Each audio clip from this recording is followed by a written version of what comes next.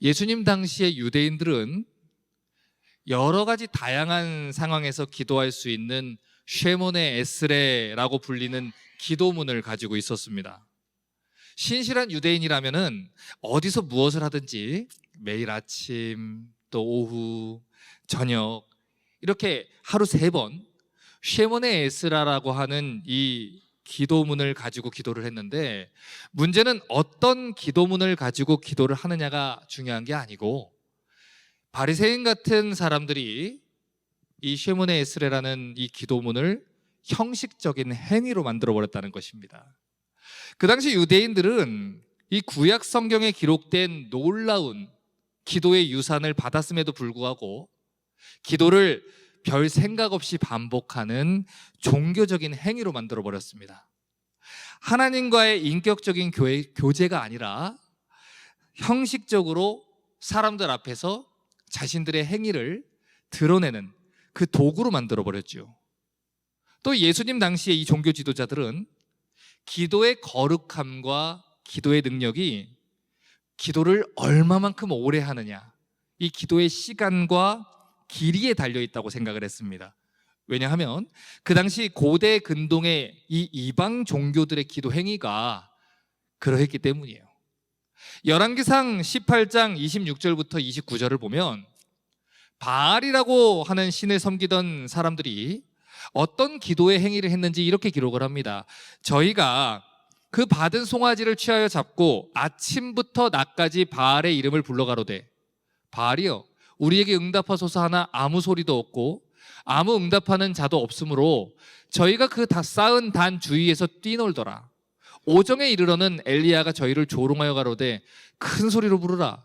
저는 신인즉 묵상하고 있는지 혹 잠깐 나갔는지 혹 길을 행하는지 혹 잠들어서 깨워야 할 것인지 하매, 이에 저희가 큰 소리로 부르고 그 규례를 따라 피가 흐르기까지 칼과 창으로 그 몸을 상하게 하더라. 이같이 하여 오정이 지났으나 저희가 오히려 진언을 하여 저녁 소재 드릴 때까지 이를지라도 아무 소리도 없고 아무 응답하는 자도 없고 아무 돌아보는 자도 없더라. 그 당시 이방 종교를 섬기던 사람들은 신 앞에서 말을 많이 하고 온 힘을 다해서 기도 행위를 해야만 그들의 신이 듣고 반응을 한다라고 생각을 했어요. 그래서 어떻게든 신의 관심을 끌기 위해서 말을 많이 하려고 했고 큰 소리로 하려고 했고, 이 행동으로 이 자극적인 종교 행위를 해서 신의 주목을 받으려고 집착을 했습니다. 그런데 그런 이방 종교의 기도 행위와 형식이 이스라엘 백성들에게까지 영향을 미쳤다는 거예요. 오늘 우리가 읽은 이 본문을 보면 예수님이 바리새인들의 기도 행위를 비판을 하십니다. 마태복음 6장 5절부터 8절을 다시 봅니다. 또 너희가 기도할 때 외식하는 자 같이 되지 말라. 저희는 사람에게 보이려고 회당과 큰 거리에 어귀에 서서 기도하길 좋아하느니라. 내가 진실로 너희에게 이르노니 저희는 자기 상을 이미 받았느니라. 너는 기도할 때 내 골방에 들어가 문을 닫고 은밀한 중에 계신 내 아버지께 기도하라. 은밀한 중에 보시는 내 아버지께서 갚으시리라.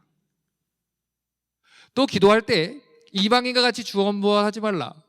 저희는 말을 많이 해야 들으실 줄 생각하느니라. 그러므로 저희를 본받지 말라. 구하기 전에 너희에게 있어야 할 것을 하나님 너희 아버지께서 아시느니라. 자, 지금 예수님께서는 이 바리새인들의 기도 모습을 2가지를 가지고 비판을 했어요. 첫 번째, 그들의 기도가 외식하는 자의 기도와 같다. 두 번째, 그들의 기도가 이방인들과 같이 중언부언하는 기도라는 것이죠. 마태복음 6장 5절을 다시 봅니다. 또 너희가 기도할 때 외식하는 자와 같이 되지 말라. 자, 지금 여기서 외식하는 자라고 하는 말은 그 당시 이 그리스 문화에서 연극 배우들이 마스크를 쓰고서 주어진 역할을 과장되게 연기하는 것을 뜻하는 말입니다. 그러니까 원래는 그런 사람이 아닌데 가면 쓰고 연극을 하고 있다는 말, 그게 외식하는 사람이라는 거예요. 하나님을 사랑하는 마음이 없는데 겉으로만 사람들 앞에서 가면 쓰고 경건한 척 기도 행위를 하는 사람들, 그게 외식하는 사람들입니다. 그들은 사람들이 많이 모이는 그런 곳만 찾아다니면서 기도를 해요. 두 손을 들고 큰 소리로 눈물을 흘리면서 기도하고 사람들의 주목을 얻기 위해서 하나님의 이름을 부르면서 기도 행위를 합니다. 하지만 하나님은 그들 마음 깊숙한 곳에 있는 이 거짓과 위선을 이미 알고 있다는 것이죠. 자, 우리 마가복음 12장 38절부터 40절을 보겠습니다. 예수께서 가르치실 때 가라사대 긴 옷을 입고 다니는 것과 시장에서 문안받는 것과 회당의 상자와 잔치의 상석을 원하는 서기관들을 삼가라. 저희는 과부의 가산을 삼키며 외식으로 길게 기도하는 자니 그 받는 판결이 더욱 중하리라. 그들은 경건해 보이는 옷을 입습니다. 그리고 지도자의 위치에 앉아가지고 오랫동안 기도했어요. 그런데 그들의 신앙은 거짓이고 탐욕으로 가득한 자라는 거예요. 마태복음 6장 5절을 다시 한번 봅니다. 자, 저희는 사람에게 보이려고 회당과 큰 거리 어귀에 서서 기도하기를 좋아한다 그랬어요. 지금 여기서 말하는 큰 거리라고 표현된 헬라어는 그 당시 사람들이 굉장히 많이 다니던 큰 도로를 말합니다. 그 도로하고 사람들이 북적이던 이 도로의 이 사거리 모퉁이를 말해요. 쉽게 말해서 이 바리새인들은 가장 사람들이 많이 있는 곳, 북적이는 장소만 찾아다니면서 기도의 장소로 삼았다는 것이지요. 그러니까 어디든지 이 유대인들이 많이 모이는 곳이라면 거기는 반드시 위선적인 기도 행위를 하는 이 바리새인들을 발견할 수 있다는 이야기가 되는 것입니다. 누가복음 18장 11절과 12절을 보면 그 당시 바리새인들이 어떤 기도를 즐겨 했는지 알 수 있는 힌트가 나와요. 바리새인이 서서 따로 기도하여 가로되 하나님, 나는 다른 사람들 저기 저 토색하고 불의하고 간음을 하는 자들하고 같지 않고 이 세리하고 같지 않음을 감사합니다. 나는 일주일에 2번씩 금식하고요, 또 소득의 11조를 또 드리는 사람입니다. 이 바리새인들의 기도는 위선적인 기도였어요. 나는 저 사람들하고 달라. 구별을 짓고 겉으로는 경건한 척 꾸며대는 그런 기도였어요. 하나님의 나라와 하나님의 의를 위해서 기도하는 게 아니라 자기의 의를 사람들한테 인정받기 위한 종교 행위에 불과했다는 것이지요. 그들의 행위는 하나님과 아무 상관이 없었어요. 그저 사람들이 칭찬하는 거, 박수하는 거. 저분 봤어? 40일 기도를 몇 번 하셨대. 저분 봤어? 30년 동안 새벽 기도를 빠진 적이 없대. 저분 봤어? 몇 시간 동안 기도하는 줄 알아? 사람들이 칭찬하고 인정하는 그 행위에만 관심이 있는 거예요. 그런데 예수님은 그들의 중심에 있는 의도를 안다는 것입니다. 그래서 사람들에게 보이려고 기도하지 말라는 거예요. 예수님이 다 아시니까 자기 상을 이미 받았다는 것이죠. 여러분, 기도가 무엇이라고 했습니까? 기도는 하늘 아버지께, 우리 하나님 아버지께 우리의 사정을 아뢰는 것입니다. 그런데 바리새인들은 사람들 앞에서 자기들의 명성을 쌓기 위한 도구로 기도를 사용을 했다는 것이죠. 자기가 얼마나 오래 기도하는지, 자기가 얼마나 열심히 기도하는지, 자기가 얼마나 유창하게 기도를 하는지, 얼마나 대단하고 놀라워 보이는 기도의 용어들을 사용을 하는지 자기의 이름을 드러내고 경건함을 칭찬받기 위한 도구로 기도를 이용을 했어요. 그래서 예수님께서는 이 바리새인들의 기도를 비판을 하면서 올바른 기도자의 모습을 가르쳐 주시는 것입니다. 마태복음 6장 5절과 6절을 다시 봅니다. 너희는 기도할 때 외식하는 자같이 되지 말아라. 저희는 사람에게 보이려고 회당과 어귀에 서서 기도하기를 좋아하느니라. 넌 기도할 때 골방에 들어가서 문을 닫아라. 그리고 은밀한 중에 계신 내 아버지께 기도해라. 은밀한 중에 보시는 내 아버지가 갚으시리라. 자, 지금 읽은 이 6절을 보면 은밀한 중에 계신 내 아버지께 기도하라 라는 말이 2번이나 반복되어 있어요. 자, 성경에서 반복되는 것은 중요하다는 뜻이고 강조한다는 뜻입니다. 그런데 지금 은밀한 중에 보시는 내 아버지라는 말이 어떤 이미지와 지금 대조되어 있는지 보셔야 돼요. 사람에게 보이려고 기도하는 바리새인들, 그 모습과 대조되어 있습니다. 그만큼 예수님이 이 바리새인들의 기도가 틀렸다라고 얘기하는 거예요. 그렇게 기도해서는 안 돼. 은밀한 중에 보시는 내 아버지께 기도해라. 뭐라고? 은밀한 중에 계신 내 아버지께 기도하라고. 이렇게 다시 확인을 하는 거예요. 그래서 말씀하셔요. 사람이 많은 길가에 가서, 시장에 가서 사람들 보이는 데서 하려고 하지 말고 골방에 들어가서 하나님께만 기도해라. 간혹 이 구절을 설교하면 어떤 분들 중에 이렇게 얘기하시는 분이 있어요. 목사님, 저희 집은 작아가지고 원베드거든요. 그래서 골방을 따로 낼 수가 없어요. 어떻게 하죠? 여러분, 여기서 골방이라는 것은 특정한 방과 공간을 얘기를 하는 게 아니에요. 마음의 태도를 얘기하는 거예요. 하나님만 생각하고 하나님께만 기도하고 하나님께만 집중할 수 있는 장소에 가서 기도하라는 거예요. 그곳에 가서 문을 닫으라는 거예요. 하나님만 들으십시오. 하나님께만 기도합니다. 때로는 차 안이 골방이 될 수 있어요. 때로는 아무도 없는 공원이 골방이 될 수도 있어요. 때로는 여러분의 게러지 안이 골방이 될 수도 있어요. 장소는 상관없습니다. 중요한 것은 사람이 아니라 하나님께 기도하는 거예요. 누가복음 5장 15절과 16절을 보면 예수님의 기도 골방을 우리가 볼 수 있어요. 예수의 소문이 더욱 퍼짐에 허다한 무리가 말씀을 듣고 자기 병도 나음을 얻고자 하여 모여오되 예수는 물러가사 한적한 곳에서 기도하시니라. 여러분, 예수님의 기도 골방이 어디였어요? 한적한 곳입니다. 예수님은 사람이 없는 것을 찾아다니며 기도했어요. 감람산 깊은 곳까지 찾아가서 날마다 기도했습니다. 간혹 어떤 분들은 예수님이 새벽에 기도했으니까 새벽 기도에 근거가 있습니다. 그러니까 우리가 새벽에 기도하면 더 능력이 있습니다. 이 부분 제가 나중에 성경하겠지만 성경은 새벽이고 아침이고 저녁이고 밤이고 기도하라고 얘기를 합니다. 특정한 시간에 능력이 있어서 하는 게 아니에요. 왜요? 그 시간에 가장 방해받지 않고 하나님께만 기도할 수 있는 시간이기 때문에 예수님이 그 시간에 새벽에, 이른 아침에 가서 기도하신 거예요.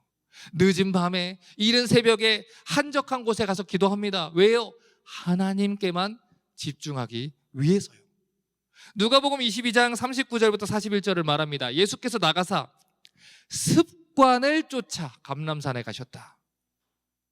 여러분, 성경은 습관을 쫓아서 예수님이 감람산에 가셨고 저희를 떠나 돌덜진 만큼 가서 무릎을 꿇고 기도했다라고 얘기를 합니다. 여러분, 감람산, 그 중에 겟세마네 동산이라고 불리는 곳은 이 예수님의 기도 골방이었어요. 왜요? 그곳은 사람들이 찾아오지 않아요. 조용히 하나님께만 집중을 할 수 있어요. 그런데 성경은 뭐라고 말합니까? 습관을 쫓아라고 말을 해요. 이 말은 기도하는 게 예수님께 습관이었다는 거예요. 사람만 없으면 기도 자리를 찾았고 기회를 만들어서 어떻게든 내가 이 시간은 기도하겠다라고 습관처럼 기도하셨다는 것이죠. 여러분, 물론 많은 사람들 앞에서 기도하는 게, 사람들과 함께 기도하는 게 기도의 분위기를 조성해 줄 수도 있습니다. 목사님, 저는 혼자 기도가 잘 안 돼요. 그래서 함께 기도하면 좋겠어요 하는 경우도 있지요. 교회 공동체 안에서 합심으로 기도하는 게 이 성도들이 함께 기도할 수 있는 이 기도의 분위기를 만들어주는 경우도 있습니다. 하지만 우리가 함께 기도하는 그 순간에도 우리는 사람에게 보이는 게 아니라 하나님께만 기도하도록 애를 써야 된다는 거예요. 여러분, 그러므로 여러분 기도의 골방을 만드셔야 됩니다. 하나님께만 집중할 수 있는 공간을 찾으셔야 돼요. 차 아니라도 상관없습니다.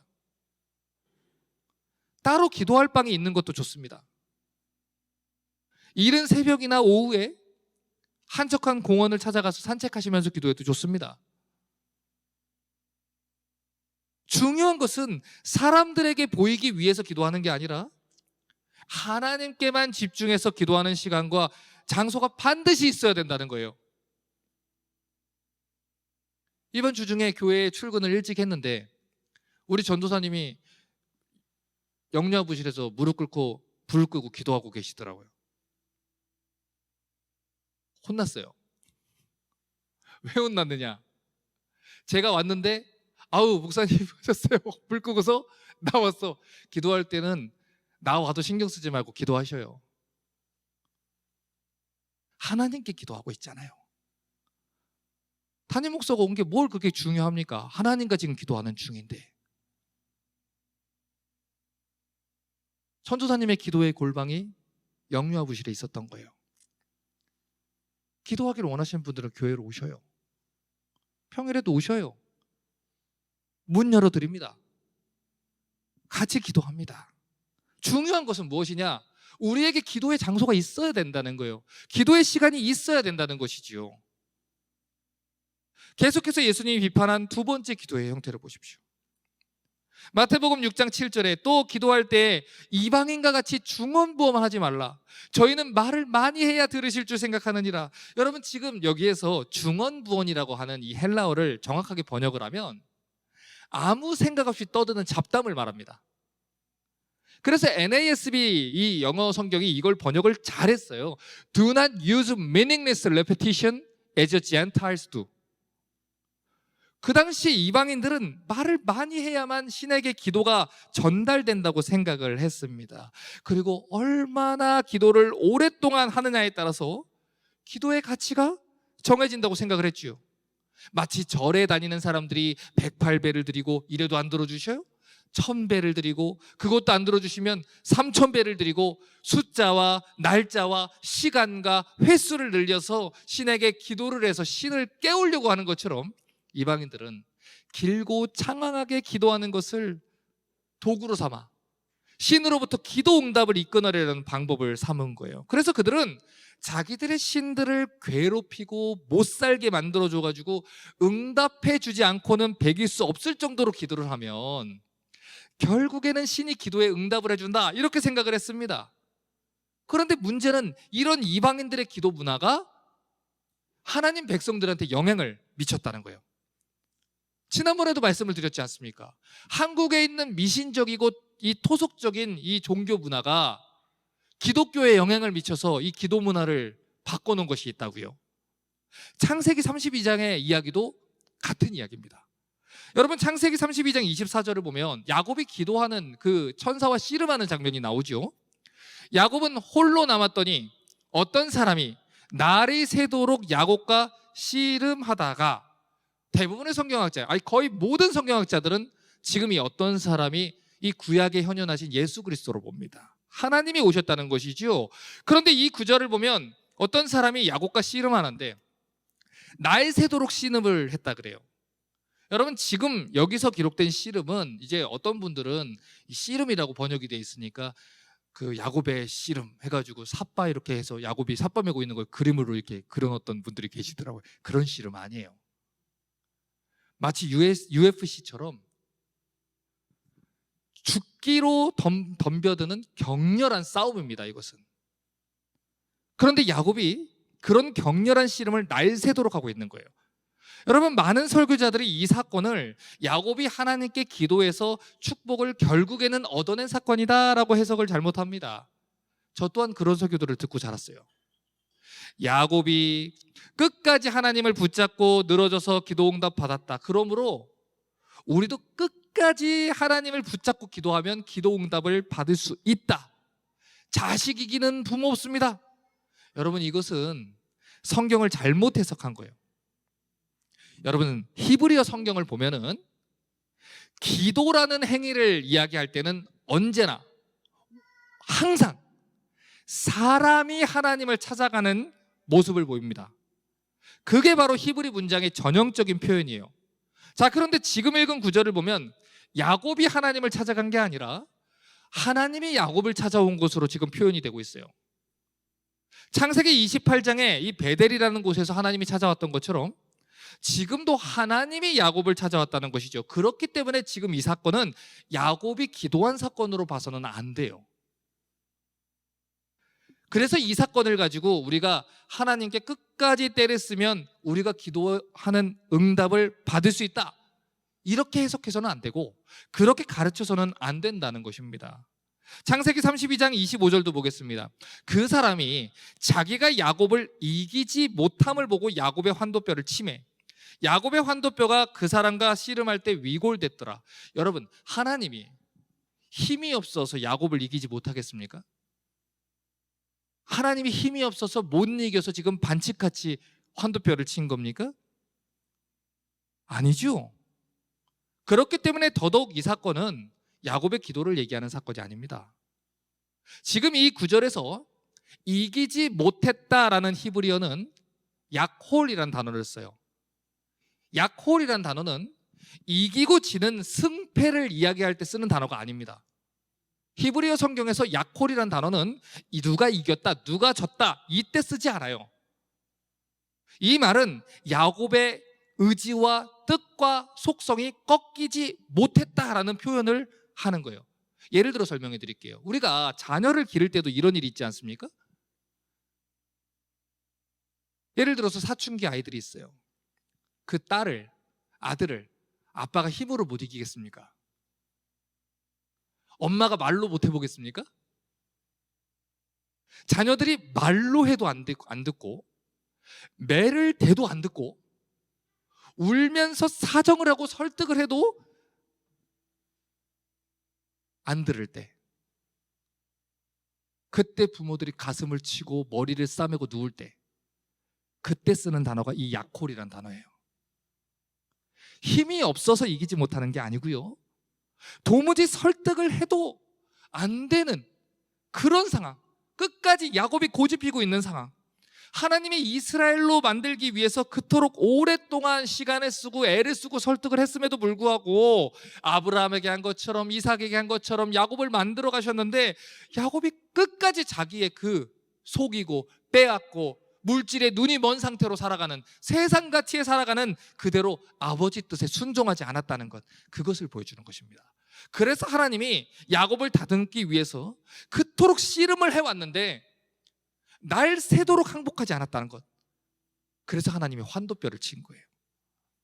여기서 말하는 환도뼈를 어떤 분들은 이 엉치뼈다, 꼬리뼈 있는 데다 이렇게 해석을 해요. 여러분, 아닙니다. 이 환도뼈, 허벅지 관절이라는 것은 은유적인 표현이에요. 정확히 말하면 야곱의 생식기 부분입니다. 무슨 뜻이에요? 대를 끊겠다는 뜻이에요. 왜요? 하나님이 아브라함과 이삭과 야곱의 하나님으로 그에게 여자의 후손, 약속의 후손으로 주신다고 했어요. 그래서 야곱을 선택했단 말이에요. 그러면 그는 하나님의 거룩한 이스라엘로 살아가야 되는데 그가 여전히 야곱의 삶을 살고 있으니까, 야곱처럼 살겠다고 떼를 쓰고 있으니까 하나님이 환도뼈를 때리시는 거예요. 무슨 말합니까? 내가 너를 떠날 것이다 라고 얘기하는 거예요. 네가 끝까지 이렇게 한다면 지금부터 내가 하고 싶은 대로 한번 해봐. 난 떠날 거야. 우리나라 사람들이 이거 이해하기에 좋은 표현이 있어요. 족보에서 파버린다. 그 얘기 하시는 거예요. 그 순간 야곱이 위기를 깨닫습니다. 그리고 하나님 붙잡고 애원을 해요. 창세기 32장 30절에 그러므로 야곱이 그곳 이름을 브니엘이라 하였으니 그가 이르기를 내가 하나님과 대면하여 보으나 내 생명이 보존되었다 하면이라. 여러분, 야곱이 왜 이렇게 지금 사정을 합니까? 야곱 스스로도 지금 하나님이 떠나면 자기 인생이 끝난다는 것을 느끼고 있는 거예요.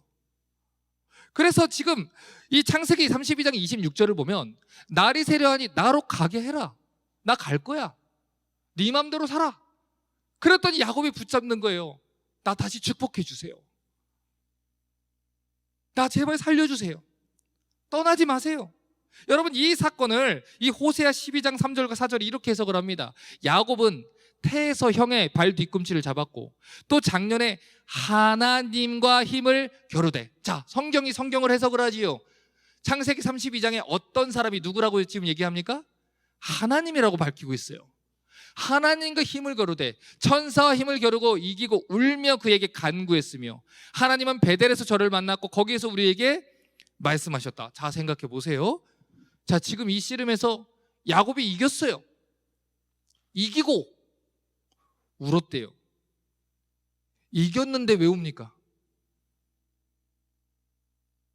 너무 감격스러워서 웁니까? 엄마, 내가 하나님을 이겼어요 하고 울어요? 여러분, 그래서 이 장면은 야곱이 기도로 씨름을 해가지고 무언가 만족할 만한 결과를 얻었다는 이야기로 절대로 해석할 수가 없어요. 그런데 왜 수많은 설교자들이 이 본문을 가지고 끝까지 떼쓰면 하나님도 어쩔 수 없이 우리 기도를 들어주신다, 야곱처럼 기도하면 승리한다, 하루 같으면 이틀 기도해라, 이틀 안 되면 일주일 해라, 일주일 아니면 40일 해라, 결국 하나님이 들어주신다, 이런 잘못된 기도를 가르쳐 왔을까요? 그게 사람들이 원하는 것이기 때문에.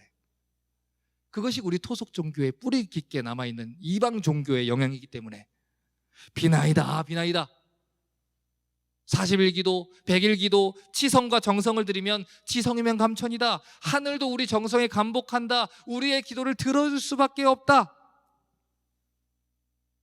여러분, 물론 자식 이기는 부모는 없을지 몰라요. 하지만 자녀를 정말 사랑하는 부모는 자녀의 안전과 평안을 위해서 절대로 들어주지 않는 기도도 있습니다. 여러분, 아이가 마약 달라고 해서 주겠습니까? 엄마 요리하는 거 너무 재밌겠다, 엄마 나도 내볼래, 엄마 칼 줘, 그러면 주겠습니까? 안 되는 건 안 되는 거예요. 아빠 운전 나도 해볼래, 안 되는 건 안 되는 겁니다. 그런데 이방 종교에 영향을 받은 기독교가 여러 가지 성경 본문을 사람들이 원하는 대로 해석을 해주는 바람에 수많은 성도들이 이 비성경적인 기도를 해왔다는 거예요. 또한 그렇게 해야 기도 자리에 사람들을 많이 불러 모을 수 있기 때문에 그렇게 해석을 해왔다는 거예요. 하지만 예수님은 그런 기도를 본받지 말라고 하십니다. 아무 의미 없이 주문처럼 외우는 기도를 하지 말아라. 인격자이신 하늘아버지께 기도하는 올바른 기도 생활을 해야 된다. 마태복음 6장 7절과 8절 다시 봅니다. 또 기도할 때 이방인같이 중언부언하지 말아라. 저희는 말을 많이 해야 들으실 줄 생각하느니라. 그러므로 저희를 본받지 말라. 구하기 전에 너에게 있어야 할 것을 하나님 너희 아버지께서 아시느니라. 예수님 분명히 말했어요. 이방인들의 기도를 본받지 말아라. 신을 괴롭히고 번거롭게 만들어서 자기의 소원을 얻어내려고 하는 것은 하나님을 모르는 이방인들의 기도입니다. 하나님 자녀들은 그렇게 기도해서는 안 돼요. 우리는 우리를 가장 잘하시고 우리의 필요를 채우시고 우리를 가장 사랑하시고 우리의 앞길을 예비하시는 인격적인 하나님께 기도하는 사람들입니다. 그러므로 의미 없는 말들과 기도의 형식으로 기도의 시간을 때우려고 하지 마십시오. 장황하고 사람들 앞에서 위대해 보이려고 하는 기도의 시간으로 기도의 내용을 때우려고 하지 마십시오. 하나님께 기도하는 것입니다. 하나님만 들으시면 되는 것입니다. 하나님 사랑하는 진심으로 기도의 자리에 나오시라는 것입니다. 이제 설교를 정리합니다. 때때로 기도하다 보면 반복적으로 같은 기도를 하게 되는 경우가 있습니다. 하지만 오늘 예수님이 말씀하시는 것은 날마다 새로운 기도를 해야 된다, 너의 기도가 반복되니 지루하구나, 이런 얘기를 하는 게 아니지요. 이방인들이 주문해오는 것처럼 아무 생각 없이 중얼중얼 기도 주문을 외우는 행태에서 벗어나라는 거예요. 여러분, 그런데 오늘날 기도 행태를 보십시오. 오늘날 이 기독교 안에는 특정한 기도문을 반복적으로 외우다 보면 놀라운 깊은 기도의 경지로 나아갈 수 있다는 거짓된 가르침이 유행하고 있습니다. 같은 기도를 반복해서 하다 보면 깊은 4차원의 영성으로 들어간다라는 뉴에이지식 기도가 유행하고 있어요. 여러분, 그것은 신비주의 영성 운동입니다. 성경이 말하는 기도 형태가 아니에요. 성경과 상관없이 제멋대로의 해석이 교회 안을 물들여 버렸어요. 그래서 무엇이 성경적인 기도이고 무엇이 기도이고 어떻게 기도해야 되는지, 우리의 기도를 들으시는 분이 누군지 모른 채 이방 종교의 기도 모습 그대로로 닮아가고 있어요. 여러분, 기도의 목적은 하나님을 설득하는 게 아닙니다. 기도의 목적은 하나님께 부가적인 인포메이션을 전달하는 것도 아닙니다.